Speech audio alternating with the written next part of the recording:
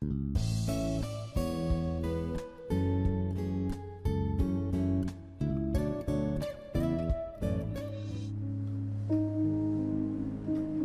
रखें कि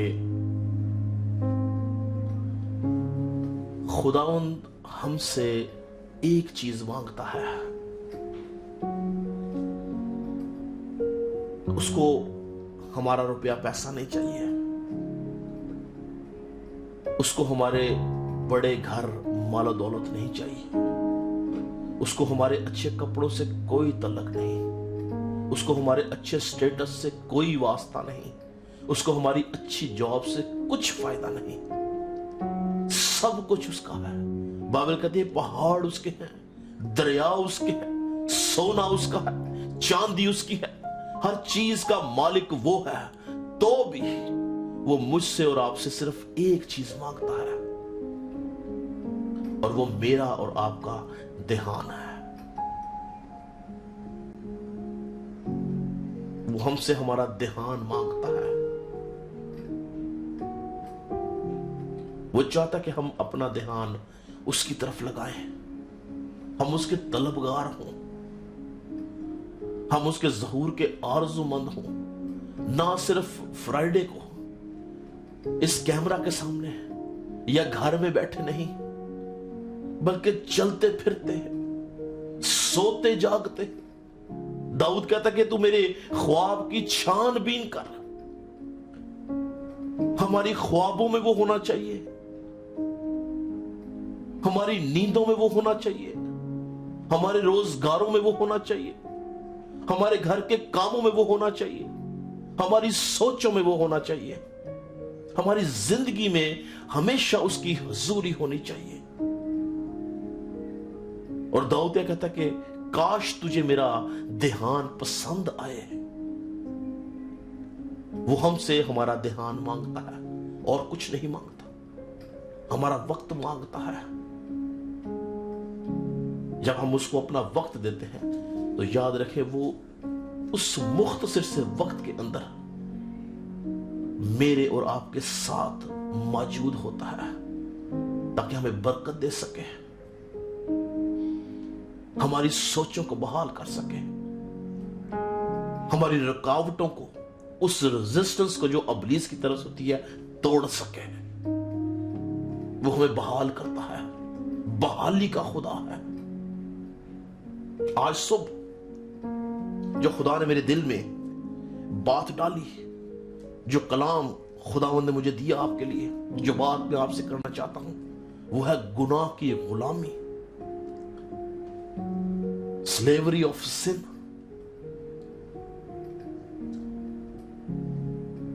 90% दुनिया गुनाह की गुलामी के अंदर है। हर इंसान के ऊपर गुनाह हाकम की तरह हुकूमत करता है, और इंसान बेबस है और इसकी गुलामी में है, गुनाह की और इब्लीस की। आज सुबह हम कलाम मुकद्दस में से देखेंगे कि हम किस तरह से गुनाह की गुलामी से छुटकारा हासिल कर सकते हैं। याद रखें कि हम इस मौजू के ऊपर 2-3 पैगाम देखेंगे, और हम देखेंगे कि गुनाह क्या है, गुलामी क्या है, और इस गुनाह की गुलामी से इंसान किस तरह से छुटकारा पाता है, और किस तरह से इब्लीस से छुट के खुदा की बादशाहत के अंदर इंसान दाखिल होता है। मेरे साथ मिलकर निकालिएगा मुकद्दस यूहन्ना रसूल की मार्फत लिखी गई अंजील, उसका 8वां बाब, और 8वें बाब की 34 आयत। यूहन्ना की अंजील उसका 8 बाब और उसकी 34 आयत में यूं लिखा है, यीशु ने उन्हें जवाब दिया, मैं तुमसे सच कहता हूं कि जो कोई गुनाह करता है गुनाह का गुलाम है। ये कौन बात कर रहा है? यीशु। यीशु ने उन्हें जवाब दिया, मैं तुमसे सच कहता हूं कि जो कोई گناہ کرتا ہے گناہ کا غلام ہے، اور غلام اب تک گھر میں نہیں رہتا بلکہ بیٹا اب تک رہتا ہے۔ تو غلام جو ہے اس کا ایک وقت ہے، وہ ہمیشہ کے لیے گھر میں نہیں رہتا بلکہ بیٹا رہتا ہے۔ ایک اور حوالہ اگر آپ میرے ساتھ دیکھیں، پالوس رسول کی معرفت لکھا گیا رومیو کی کلیسیا کا خط، اس کا 6 باب اور اس کی 12 آیت میں لکھا، پس گناہ تمہارے فانی بدن میں بادشاہی نہ کرے کہ تم اس کی خواہشوں کے تابع رہو۔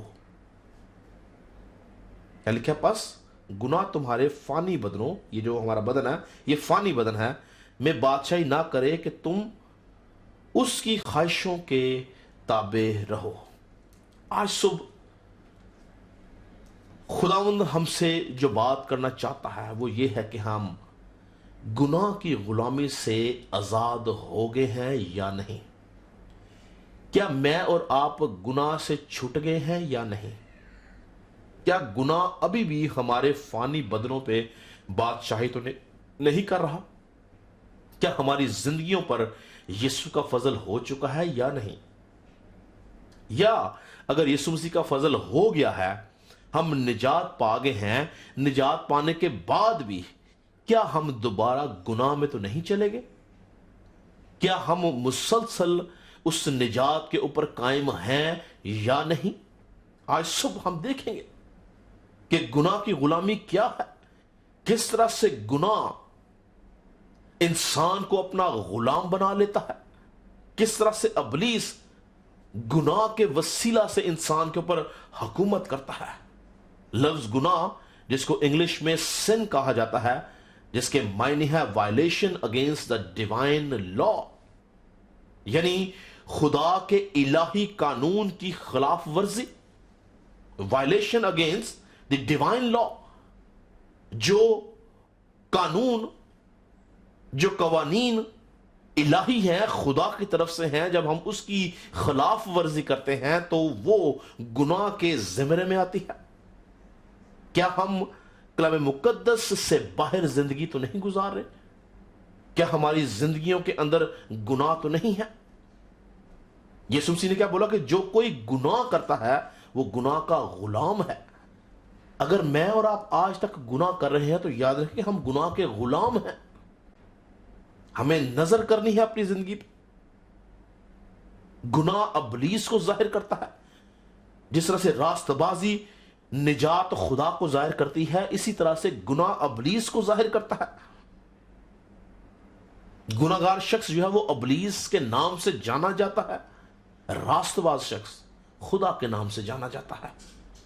ہمیں غور کرنا ہے اپنی زندگی کے اوپر کہ ہم گناہ کے اور ابلیس کے غلام تو نہیں ہیں، کیونکہ یاد رکھیں کہ غلام کی اپنی کوئی مرضی نہیں ہوتی ہے۔ غلام اپنی مرضی سے زندگی نہیں جیتا، بلکہ اس کی زندگی میں اس کے مالک کی، اس کے آقا کی مرضی ہوتی ہے۔ غلام کبھی اپنی زندگی اپنی مرضی سے نہیں جیتا ہے۔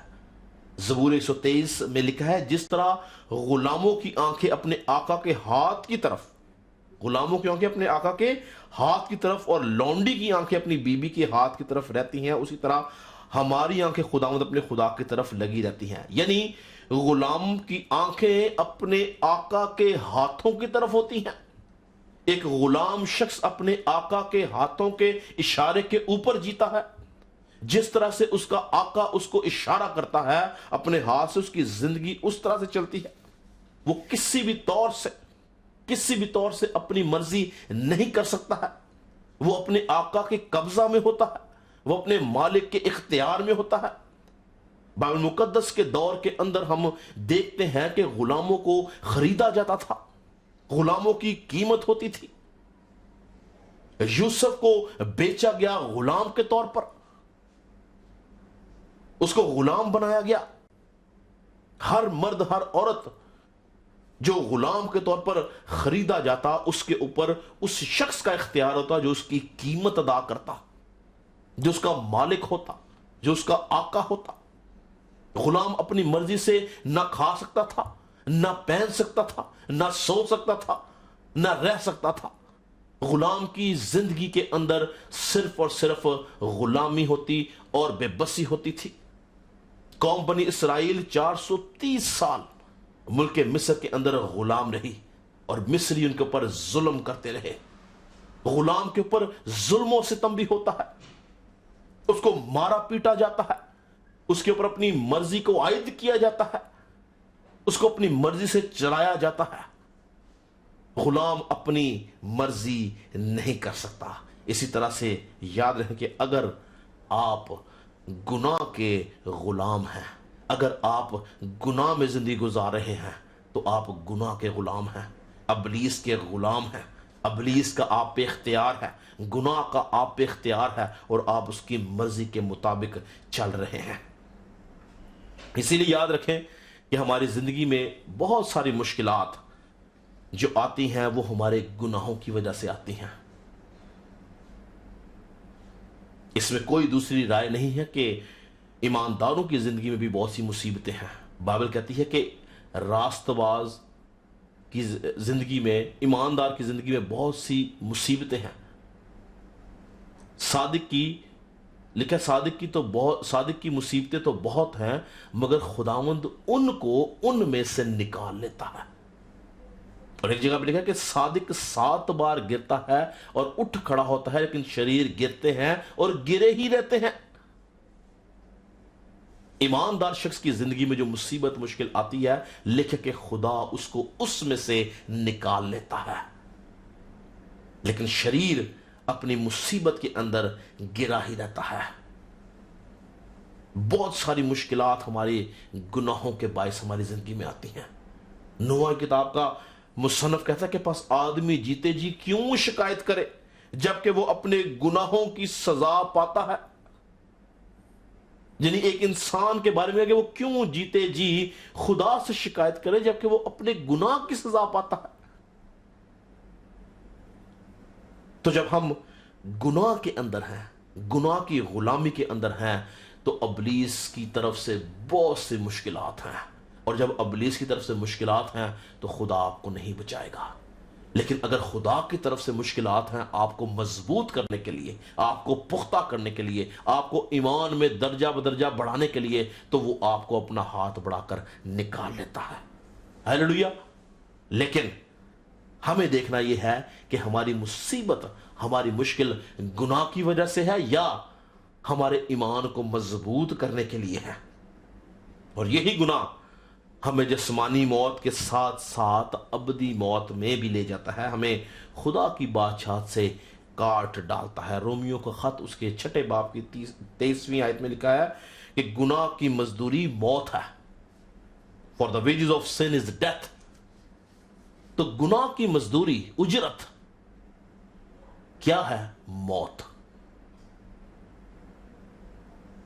غور کریں اس بات کے اوپر، گناہ کی مزدوری موت ہے، یعنی مسلسل گناہ کرنے کے وسیلہ سے اس کی جو اجرت ہے وہ آپ کو موت کی شکل میں ملے گی۔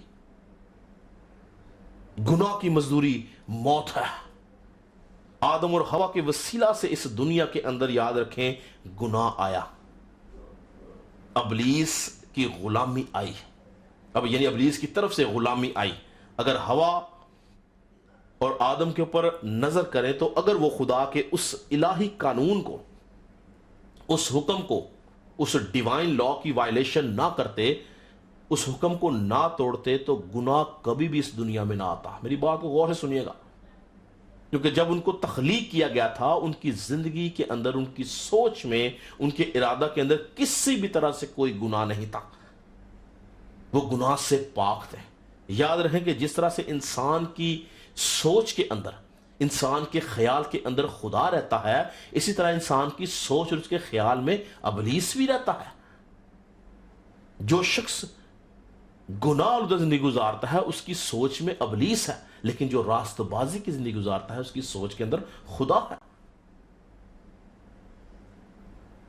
گناہ جو ہے وہ ایک وائرس کی طرح آپ کے بدن کے اندر داخل ہو جاتا ہے، اور یہ وائرس کہاں پہ داخل ہوتا ہے؟ ہمارے ذہن کے اندر۔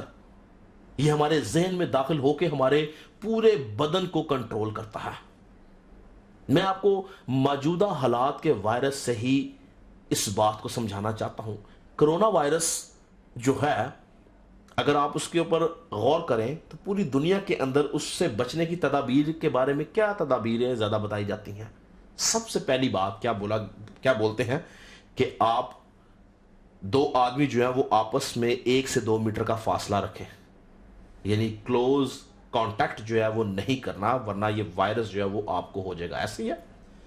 دوسری خاص بات کیا بتائی جاتی ہے کہ یہ وائرس اس شخص پہ حملہ آور ہوتا ہے جس کی امیونٹی کم ہے، جس کی قوت مدافعت جو ہے وہ کم ہے، اس کے اوپر یہ حملہ آور ہوتا ہے۔ اسی طرح یہ نا، تو یاد رکھیں کہ گناہ کا وائرس بھی کلوز کانٹیکٹ کرنے سے پھیلتا ہے۔ جب کبھی آپ ابلیس سے کلوز کانٹیکٹ کرتے ہیں، اس کے قریب جاتے ہیں، تو آپ کے اوپر گناہ کے وائرس کا حملہ ہوتا ہے۔ اور اگر آپ کی روحانی قوت مدافعت کم ہے تو یہ گناہ کا وائرس آپ پہ حملہ کر کے آپ کے جسم کے اوپر قبضہ کر لیتا ہے۔ ہوا اس وقت گناہ آلودہ ہوئی جب اس نے ابلیس کے ساتھ کلوز کانٹیکٹ کیا۔ یاد رکھیں کہ ابلیس جو تھا وہ ہوا سے پہلے اس دنیا میں موجود تھا، وہ ہوا کے بعد نہیں تھا، وہ ہوا سے پہلے اس دنیا میں موجود تھا۔ اور ابلیس اس سے پہلے کہ انسان کو دنیا کو بنایا تھا وہ تو تھا، مگر جیسے ہی، اور میں سمجھتا ہوں کہ جب ہوا کو اور آدم کو بنا دیا گیا اس وقت بھی ابلیس شاید ان کے پاس منڈلاتا ہوگا، مگر ابلیس کا ان پہ کوئی اختیار نہیں تھا، کسی طرح سے اس کے اوپر کوئی قبضہ نہیں کر سکتا تھا۔ مگر جیسے ہی وہ سانپ کا روپ دھار کر ہوا کے پاس آیا، کلوز کانٹیکٹ ہوا، تو اس ابلیس نے گناہ کے وائرس کی شکل میں ہوا کے اوپر قبضہ کر لیا۔ اس گناہ اور اس نافرمانی کی ذمہ دار کون تھی؟ ہوا خود تھی۔ اس نے ابلیس کو خود اجازت دی کہ وہ اس کے قریب آ سکے۔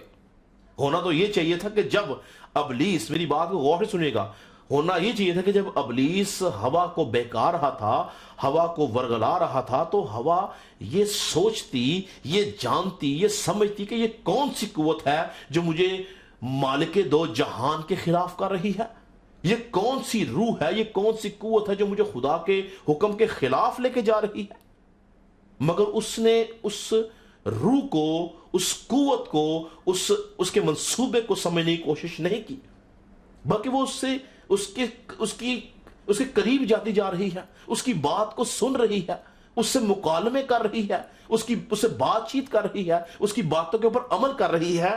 اور کیا ہوتا ہے کہ اس نے کسی بھی طرح سے اس کی کسی ایک بات کو بھی کنڈیمٹ نہیں کیا کہ تو غلط ہے، بلکہ وہ اس کی باتوں کے وسیلہ سے اس کے قریب جاتی گئی، اور ایک وقت آیا کہ وہ اس کی باتوں کے اندر گر گئی اور اس نے اس کے اوپر قبضہ کر لیا۔ وہ اس روح کو پہچان ہی نہیں سکی، وہ ابلیس کو سمجھ نہیں سکی۔ کلوز کانٹیکٹ کیا اور وائرس کا حملہ ہوا اور وہ گناہ میں گر گئی۔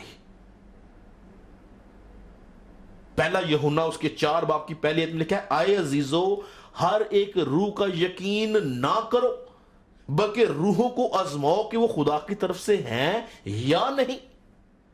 ہماری زندگی میں بہت دفعہ ایسا ہوتا ہے کہ ہم ہر روح کا یقین کر لیتے ہیں، ہم ہر بات کو خدا کی بات سمجھتے ہیں، ہم ہر کام کو خدا کا کام سمجھتے ہیں۔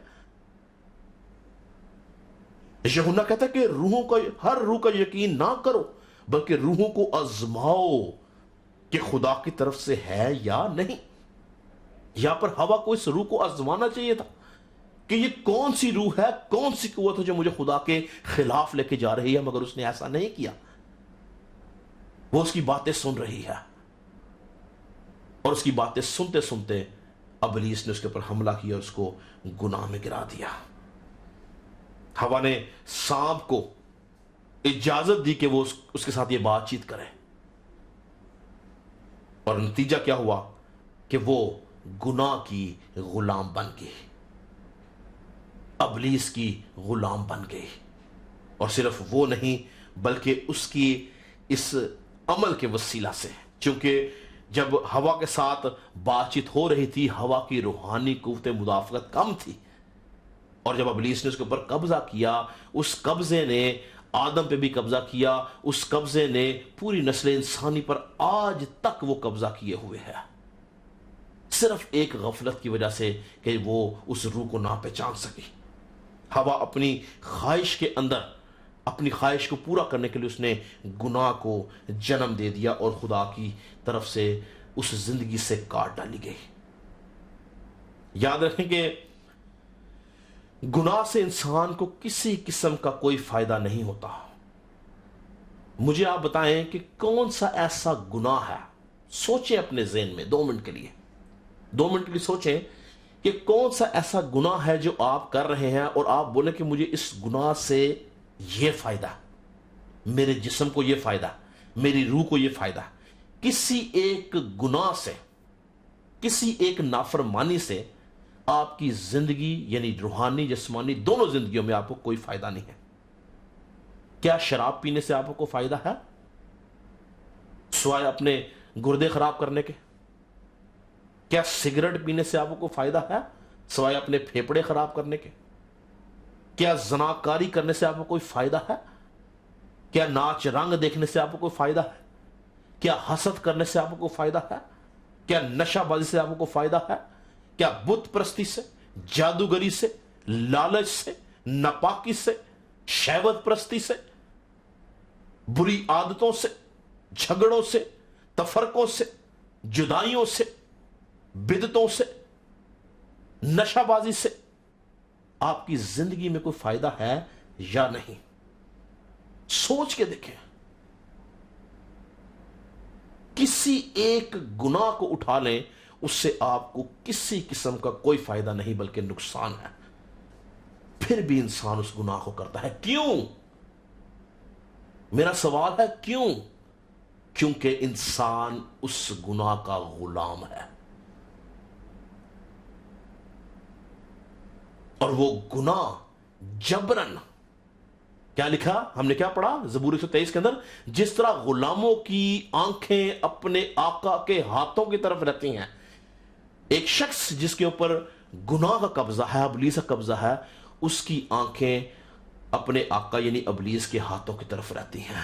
وہ جبرن اس سے گناہ کراتا ہے، وہ جبرن اس سے شراب پلواتا ہے، وہ جبرن اس سے سگریٹ پلاتا ہے، وہ جبرن اس سے زناکاری کرواتا ہے، وہ جبرن اس سے حسد کرواتا ہے، وہ جبرن اس سے جھگڑے کرواتا ہے۔ کیوں؟ کہ انسان اس کا غلام ہے، انسان گناہ کا غلام ہے، کسی طرح سے اس کو کسی قسم کا کوئی فائدہ حاصل نہیں ہوتا، پھر بھی انسان گناہ کرتا ہے۔ ہوا کے پاس اس باغ میں دنیا کی ہر چیز تھی، ہر طرح کا پھل، ہر طرح کی سبزی، پانی، 4 ندیاں، خوبصورت ماحول، کیا کچھ نہیں تھا اس کے پاس، مگر اس نے اس چیز کا لالچ کیا جس سے اس کو فائدہ نہیں بلکہ نقصان تھا۔ اس پھل کو کھانے کا اس کو کوئی فائدہ نہیں تھا، وہ جانتی تھی، خدا نے بولا تھا کہ جس روز تو نے کھایا تو مرا۔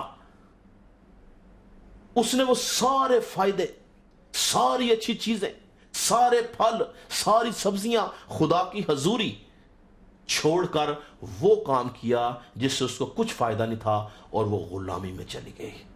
آج کا انسان بھی اسی طرح سے ہے، جس کام سے، جس گناہ سے اس کو کوئی فائدہ نہیں، وہ اس گناہ کو کر کے خدا کو چھوڑ دیتا ہے۔ لیکن ایک خاص بات جو میں آپ کو بتانا چاہتا ہوں، میری بات کو بڑے دھیان سے سنیے گا، غور کیجیے گا جو بات میں آپ کو بھی بتانے والا ہوں۔ ایسا کیوں ہے؟ کیوں انسان گناہ میں گر جاتا ہے؟ کیوں انسان کو سمجھ نہیں آتی کہ ابلیس جب اس کو آزما رہا ہے تو وہ کیوں ابلیس کا مقابلہ نہیں کر سکتا؟ کیا ایک خاص بات ہے جو انسان کو سمجھنے کی ضرورت ہے کہ وہ گناہ کو سمجھے، ابلیس کو سمجھے، اس کا مقابلہ کرے اور گناہ پر، ابلیس پر غالب آئے؟ کیوں نہیں آتا؟ جو بات میں سمجھانا چاہتا ہوں اس کو غور سنیے گا، بڑی باریک اور بڑی خاص بات ہے۔ کیوں انسان گناہ کی غلامی میں چلا جاتا ہے؟ اس کی خاص وجہ یہ ہے کہ ابلیس بڑی خوبصورتی کے ساتھ، بڑی ہوشیاری کے ساتھ گناہ کو انسان کی زندگی میں لے کے آتا ہے، اور اس سے پہلے غور سے سنیے گا، اس سے پہلے کہ انسان گناہ کرے وہ اس کے ذہن کے اندر اس بات کو نقش کر دیتا ہے کہ جو کام تو کرنے جا رہا ہے یہ گناہ نہیں ہے، یہ بات بالکل ٹھیک ہے۔ وہ اتنی ہوشیاری، اتنی خوبصورتی سے گناہ کو اس طرح سے لپیٹ کے آپ کے سامنے لایا کہ آپ کو سمجھ نہیں آئے گی کہ یہ گناہ ہے۔ سمجھ کب آئے گی؟ جب آپ گر جائیں گے۔ یعنی وہ اتنا مکار ہے کہ آپ کو سمجھ نہیں دے گا، اتنی خوبصورتی سے گناہ آپ کے سامنے آئے گا کہ آپ سمجھیں کہ یہ بات تو ٹھیک ہے، اس بات میں کون سی بری بات ہے، یہ گناہ کیسے ہو سکتا؟ اور اس خوبصورتی کے اندر ابلیس ہمارے ذہنوں کے ساتھ کھیلتا اور ہمیں گناہ میں گراتا ہے۔ یاد رکھیں کہ اس دنیا کے اندر 90% لوگ جو گناہ میں گرتے ہیں وہ اپنے آپ کو گناہگار نہیں کہتے۔ ابلیس ان کے ذہنوں کے اندر اس بات کو نقش کر دیتا ہے کہ تم گناہ نہیں کر رہے ہو، یہ بات بالکل ٹھیک ہے جو تم کر رہے ہو، یہ گناہ نہیں ہے۔ میں آپ کو بائبل میں سے بھی ثابت کروں گا اور کچھ موجودہ حالات، موجودہ دنیا کی چیزوں سے بھی ثابت کروں گا کہ انسان اس بات کو مانتا ہی نہیں کہ وہ گناہ کر رہا ہے۔ ابلیس نے اس کے ذہن پہ ایسا قبضہ کیا ہوا ہے کہ وہ سمجھتا کہ یہ کام ٹھیک ہے، میں گناہ نہیں کر رہا ہوں، کون کہتا کہ میں گناہ گار ہوں؟ لیکن اصل میں وہ خدا کے کلام کے خلاف کام کر رہا ہوتا ہے، اصل میں وہ خدا کے خلاف کھڑا ہوتا ہے۔ اصل میں ابلیس اس کے ذہن کو معاف کر دیتا ہے اور اس کو خدا کے خلاف لے جاتا ہے، مگر انسان اس بات کو نہیں سمجھ پاتا۔ ساؤل جو کہ قوم بنی اسرائیل کا سب سے پہلا بادشاہ تھا، خدا نے اس کو ایک حکم دیا۔ خدا نے کہا کہ جا اور امالیکیوں کو مار۔ لکھا کہ تو امالیکیوں کی ہر ایک چیز، کیا مرد، کیا عورت، کیا ننھا بچہ، کیا شیرخوار، کیا گائے، بیل، بکری، بھیڑ، اونٹ، گدھے، سب کو قتل کر دے، کوئی ایک چیز تو نے نہیں چھوڑنی ہے، سب کو مارنا ہے۔ میرے ساتھ نکالیں پہلا سیمویل اس کا 15 باب۔ بڑے دھیان سے سنیے گا، میں سمجھا کے رہا ہوں کہ 90% لوگ جب زندگی میں گناہ کرتے ہیں وہ کیوں گناہ کی غلامی میں رہتے ہیں؟ کہ ان کے نزدیک جو وہ کام کریں وہ گناہ ہے ہی نہیں ہے۔ ابلیس ان کے ذہن میں پکا کر دیا کہ یہ گناہ نہیں ہے، تم ٹھیک کر رہے ہو۔ جس طرح ہم اس پہ پڑھیں گے، ذرا سنیے گا غور سے۔ یہ شخص ساؤل جس کو خدا کی طرف سے مسح کیا کہ بادشاہ ہے، اس شخص کے اوپر ابلیس نے کیسا قبضہ کیا اور اس کو کس طرح سے اس نے اس کے ذہن میں ڈالا کہ جو کچھ تو کر رہا ہے وہ ٹھیک کر رہا ہے۔ پڑھیں گے ہم پہلا سیمویل 15 باب اس کی پہلی آیت میں لکھا ہے، اور سیمویل نے ساؤل سے کہا کہ خداوند نے مجھے بھیجا ہے کہ میں تجھے مسح کروں تاکہ تو اس کی قوم اسرائیل کا بادشاہ ہو، سو اب تو خداوند کی بات سن۔ رب الفاظ یوں فرماتا ہے کہ مجھے اس کا خیال ہے کہ امالیک نے اسرائیل سے کیا کیا، اور جب یہ مصر سے نکل آئے تو وہ راہ میں ان کا مخالف ہو کر آیا، سو اب تو جا۔ خدا ساؤل کو کہہ رہا ہے کہ سو اب تو جا، امالیک کو مار اور جو کچھ ان کا ہے سب کو بالکل نابود کر دے، اور ان پر رحم مت کر، بلکہ مرد اور عورت، ننھے بچے اور شیرخوار، گائے، بیل اور بھیڑ، بکریاں، اونٹ اور گدھے، سب کو قتل کر ڈال۔ تو یہاں پہ خدا خاص ڈسکرپشن کیا دے رہا ہے؟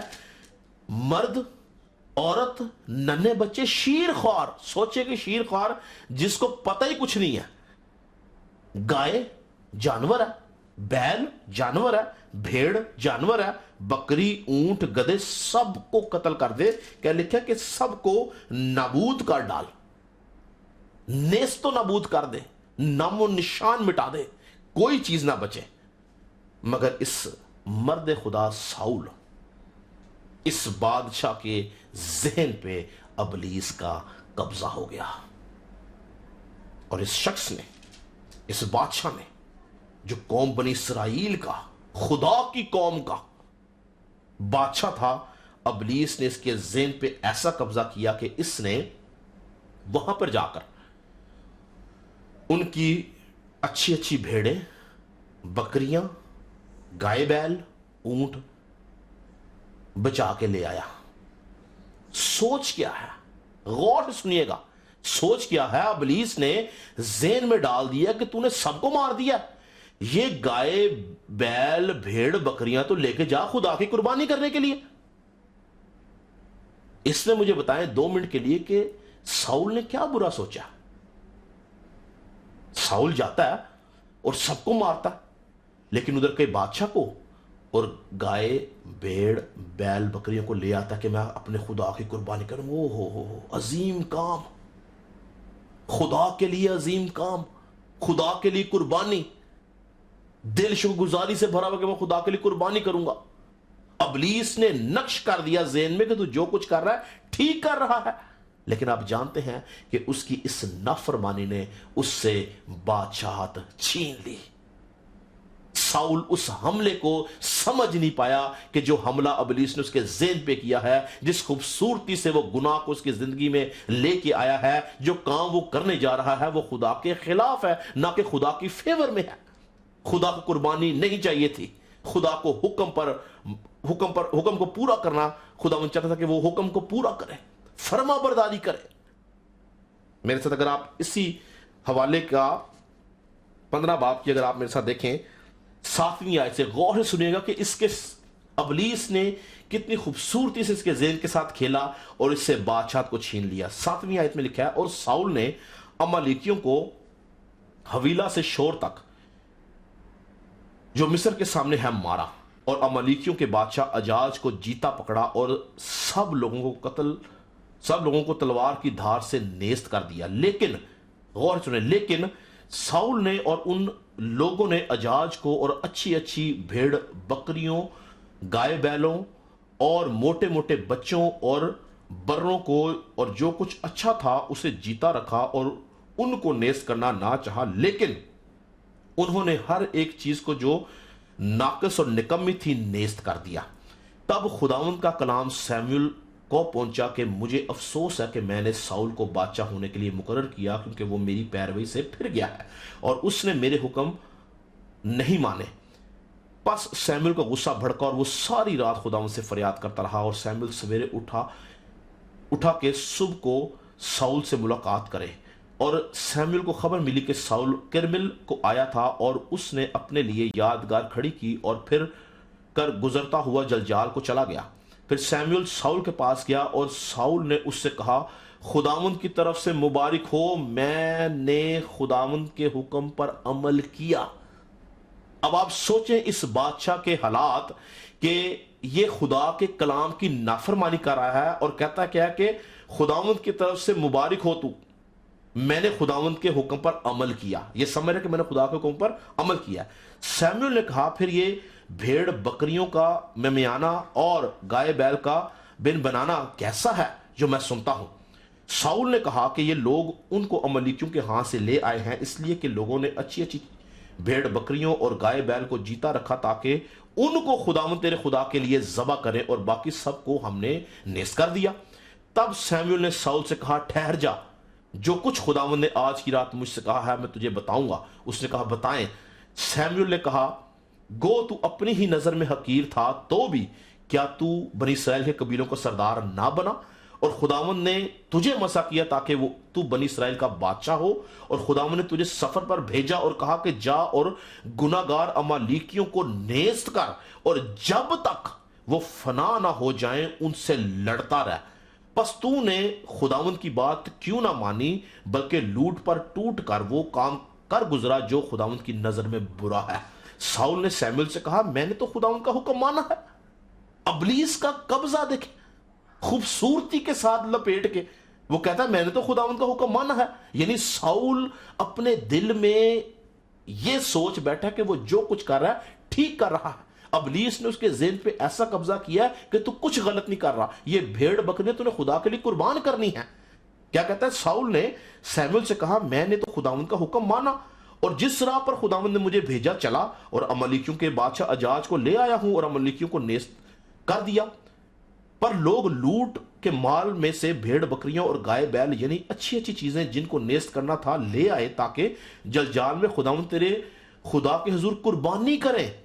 سیموئیل نے کہا خداوند سوختنی قربانیوں اور ذبیحوں سے اتنا خوش ہوتا ہے جتنا اس بات سے کہ خداوند کا حکم مانا جائے. دیکھ فرما برداری قربانی سے اور بات ماننا مینڈوں کی چربی سے بہتر ہے, کیونکہ بغاوت اور جادوگری برابر ہے اور سرکشی ایسی ہی ہے جیسے مورتیوں اور بتوں کی پرستش. سو چونکہ تو نے خداوند کے حکم کو رد کیا اس لیے اس نے بھی تجھے رد کیا کہ بادشاہ نہ رہے. ذرا سی غلطی, ذرا سی خطا ابلیس کی چال کو, اس کے منصوبے کو نہ سمجھ سکا ساؤل, اور کیا ہوا خدا نے اس سے بادشاہت چھین لی. اس طرح سے ابلیس خوبصورتی سے ہماری زندگی میں گناہ کو لے کے آتا کہ ہم سمجھ نہ پائیں. ہماری نظر میں وہ کام ٹھیک ہوتا ہے. ساؤل نے کیا برا کیا؟ خدا کے لیے قربانی کے لیے سوچا, لیکن خداوند ایسا نہیں چاہتا تھا. خدا چاہتا تھا کہ وہ اس کے حکم کو پورا کرے کہ تمام عمالیکیوں کو نیست و نابود کر ڈالے. آگے پھر وہ ندامت کرتا ہے, پچھتاتا, کہتا ہے ساؤل نے سیموئیل سے کہا میں نے گناہ کیا کہ میں نے خداوند کے فرمان کو اور تیری باتوں کو ٹال دیا ہے, کیونکہ میں لوگوں سے ڈرا اور ان کی بات سنی. بے شمار دفعہ ہم خدا کی بات کو نہیں بلکہ لوگوں کی بات کو ترجیح دیتے ہیں, لوگوں کی بات کو سنتے ہیں, خدا کی بات کو رد کر دیتے ہیں. اسی لیے ہم زندگی میں خدا کی طرف سے رد کر دیے جاتے ہیں. لیکن اگر ہم داؤد کی طرح اس بات کا اقرار کریں کہ میں نے تیرے کلام کو اپنے دل میں رکھ لیا تاکہ تیرے خلاف گناہ نہ کروں, تو خدا کی قدرت ہمیشہ ہمارے ساتھ ساتھ رہتی ہے. ہیلیلویا. 90% دنیا کو ابلیس اسی طرح سے بہکاتا ہے. آپ کسی شرابی کو پوچھیں بھی آپ شراب کیوں پیتے ہیں, اس کے پاس بڑا خوبصورت جواب ہوتا ہے. میں نے ایک نہیں ہزاروں لوگوں سے یہ جواب سنا, یسوع مسیح نے میں بنائی ہے. بائبل میں کہا لکھا شراب نہ پیئیں, یسوع مسیح نے بنائی ہے, ہم پی سکتے ہیں. جبکہ بائبل کیا کہتی ہے کہ شرابی خدا کی بادشاہت میں داخل نہیں ہو سکتا. لیکن شرابی کتے کی مانند ہے. وہ اس آیت کو نہیں پڑھتا, وہ اس بات کو دیکھتا کہ یسوع مسیح نے میں بنائی ہے. ابلیس اس کے ذہن کے اندر خوبصورتی سے شراب کو لے کے آتا ہے. شراب پینا تو حلال ہے, تو پی سکتا ہے. بہت سارے مذاہب کے اندر سگریٹ پینا گناہ نہیں ہے. وہ یہ کہتے ہیں کہ سگریٹ جو ہے وہ تو کسی بھی طرح سے وہ آپ کو نشہ تو نہیں دیتی. نشہ وہ ہے جس میں آپ اپنے ہوش و حواس کھو بیٹھے. سگریٹ نشہ نہیں ہے. خوبصورتی سے ابلیس نے پلانٹ کیا ذہن کے اندر کہ سگریٹ نشہ نہیں ہے. بہت سارے لوگ آپ نے دیکھیں گے وہ جھوٹ بولنے سے بولو بھی آپ جھوٹ کی بول رہے ہو. ان کا میں کئی لوگوں سے میری باری تو کہتے ہیں جھوٹ, وہ جھوٹ جس سے کسی کو نقصان نہ ہو وہ جھوٹ نہیں ہے. خوبصورتی سے ابلیس نے ذہن میں نقش کیا بیٹا جھوٹ بول. بائبل کہتی ہے جھوٹے لبوں سے خدا کو نفرت ہے.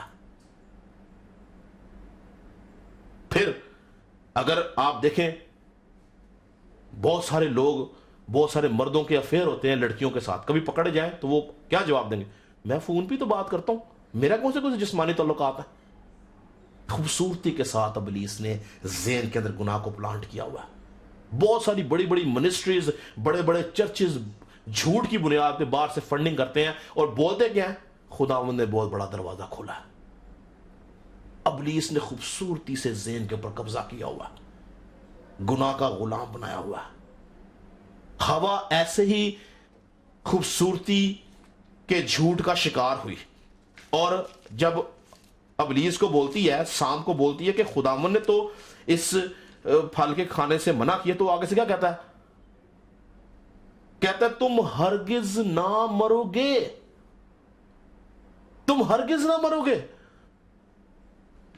بلکہ خدا جانتا ہے کہ جس روز تم کھاؤ گے تم اس کی مانند بن جاؤ گے. خوبصورتی سے ایک بات کو ذہن میں نقش کیا کہ تم نے مرنا نہیں ہے, تم تو بچ بچے, تم تو خدا کی مانند ہو جاؤ گے.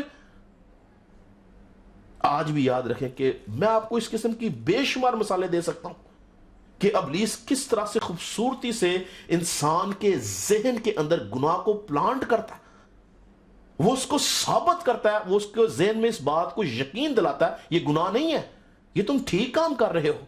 امثال کتاب 14 باب کی 12ویں آیت میں لکھا ہے, ایسی راہ بھی ہے جو انسان کو سیدھی معلوم ہوتی ہے مگر اس کی انتہا میں موت کی راہیں ہیں. بہت سی باتیں ہم کہتے ہیں بالکل ٹھیک ہے, سیدھا راہ جا رہا ہے, ہم تو خدا کے کام کر رہے ہیں, میں تو خدا کے لیے قربانی کے لیے برے لے کے آیا ہوں, لیکن اس کی انتہا کے اندر موت کی راہیں ہیں. ابلیس ہمارے ذہن کے ساتھ کھیلتا ہے. یاد رکھیں کہ ابلیس بیوقوف نہیں ہے, وہ ہوشیار ہے, چلاک ہے, اور اس کی ہوشیاری چلاکی کو سمجھنے کے لیے ہمیں روح القدس کی رہنمائی چاہیے, ہمیں پاک روح کا مسا چاہیے, ہمیں خدا کی قدرت چاہیے, کلام کی قوت چاہیے. ہم کلام سے جب بھرے ہوں گے ہم ابلیس کا مقابلہ کریں گے, ہم ابلیس کے منصوبوں کو سمجھیں گے, ہم ابلیس کے تیروں کو نیست و نابود کریں گے.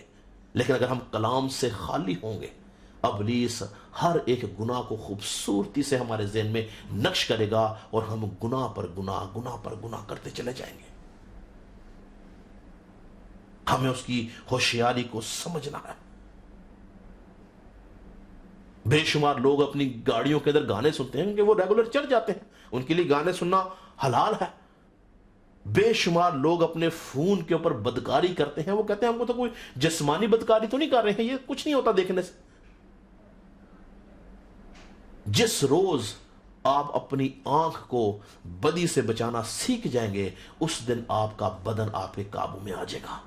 یسوع مسیح نے بولا کہ بدن کا چراغ آنکھ ہے, اگر تیری آنکھ درست ہے تو تیرا سارا بدن روشن ہے. ان آنکھوں کی حفاظت کرنی ضروری ہے. یہ وہ گیٹس ہیں جہاں سے ابلیس داخل ہوتا ہے. بدن کا چراغ آنکھ ہے, اگر تیری آنکھ روشن ہے تو تیرا سارا بدن روشن ہے.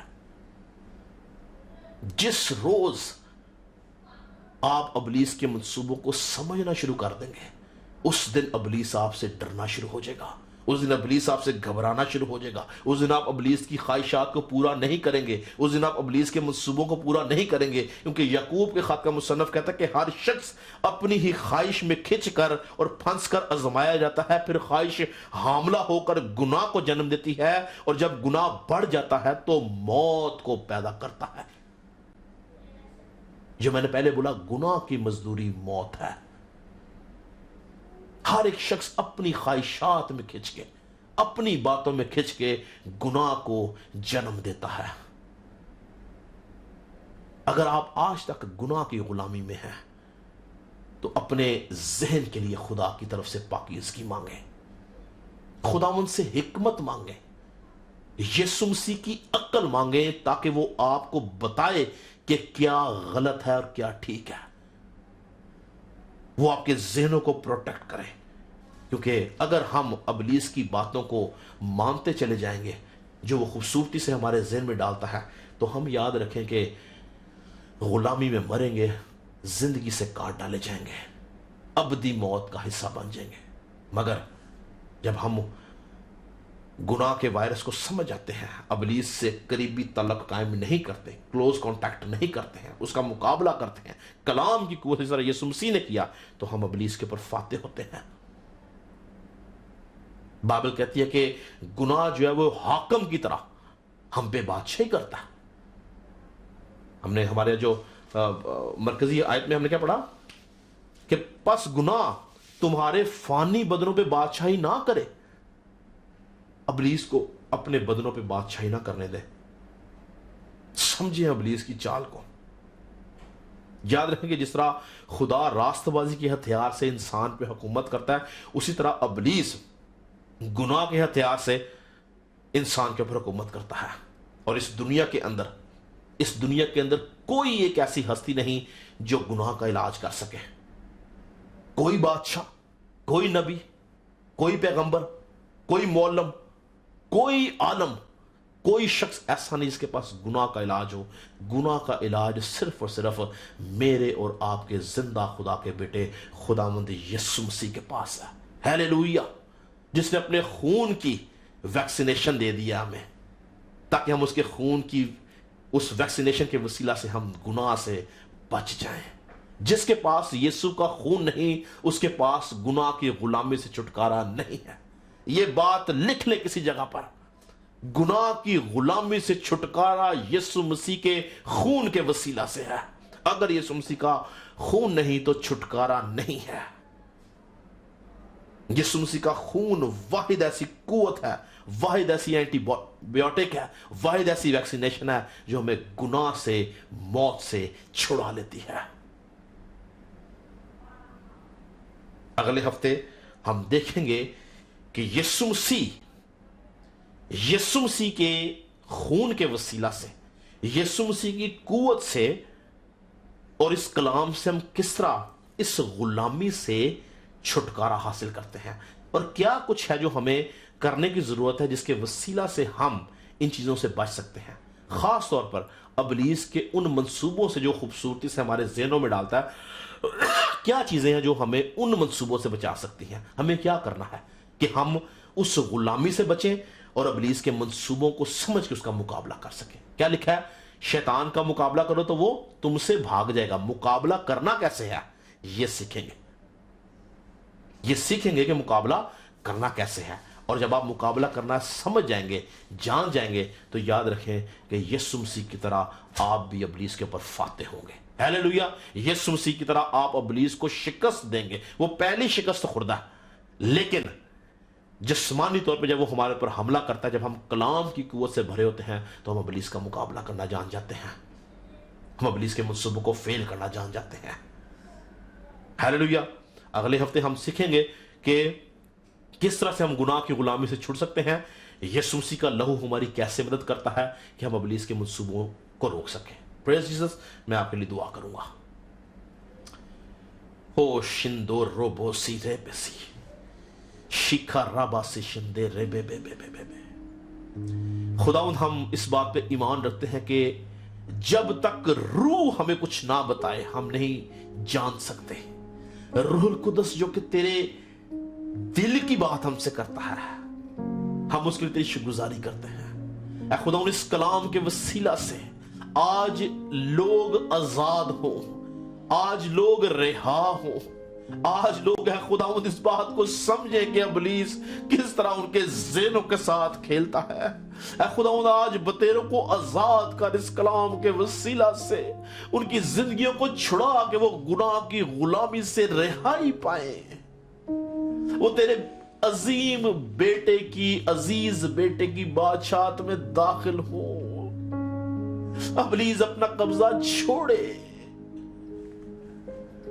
ऐ खुदावंद, ये कब तक इस आग में जलते रहेंगे जो गुनाह की आग है।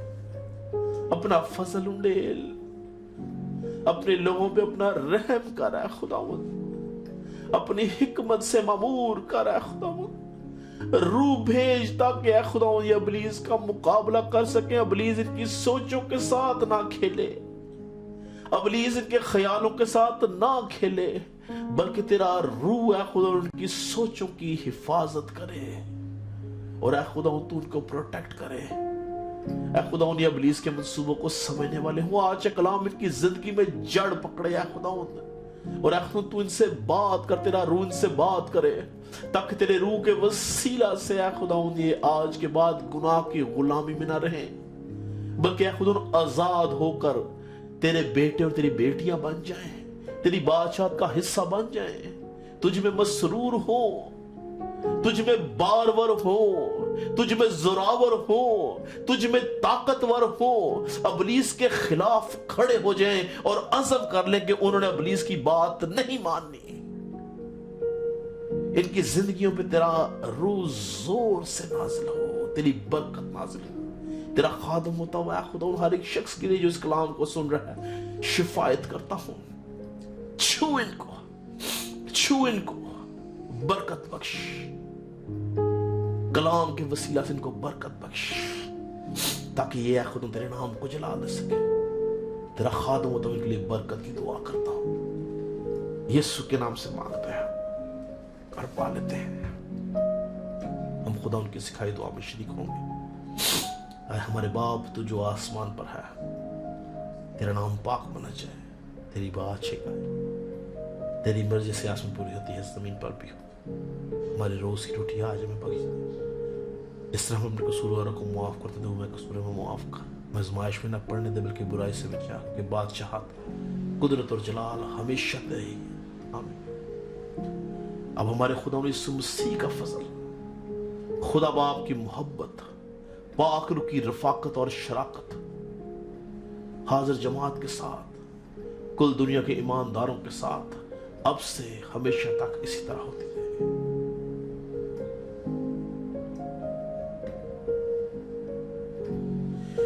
Praise Jesus. खुदावंद आप सबको बरकत दे। मैं ईमान रखता हूं कि खुदावंद ने आज बहुतों से बात की है। लिखा कि जब तुम खुदावंद की आवाज को सुनो तो अपने दिलों को सख्त ना करो, अपनी जिंदगियों पर गौर करें, गुनाह की गुलामी से छुटकारा पाएं, ताकि आप अजीज बेटे की बादशाहत में दाखिल हो सके। अगले हफ्ते तक के लिए इजाजत दीजिएगा। खुदा ने सबको बरकत दे।